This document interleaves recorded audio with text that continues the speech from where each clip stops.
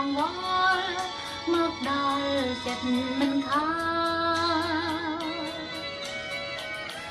សំដីដែលបានពីរួ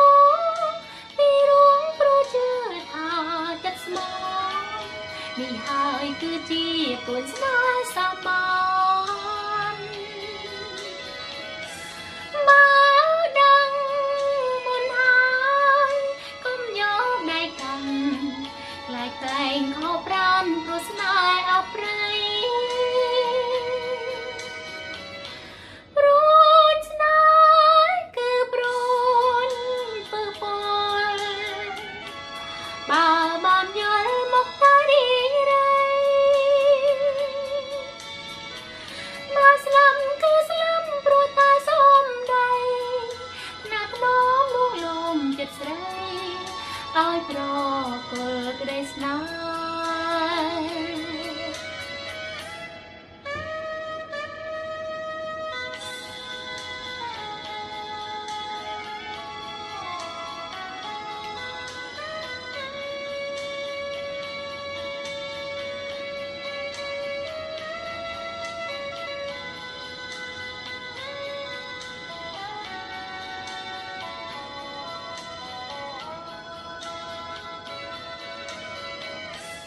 សំ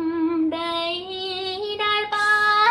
នពីរួងព្រោះជឿថាចិត្តស្មោះនេះហើយគឺជាព្រោះស្នេហ៍សាមញ្ញ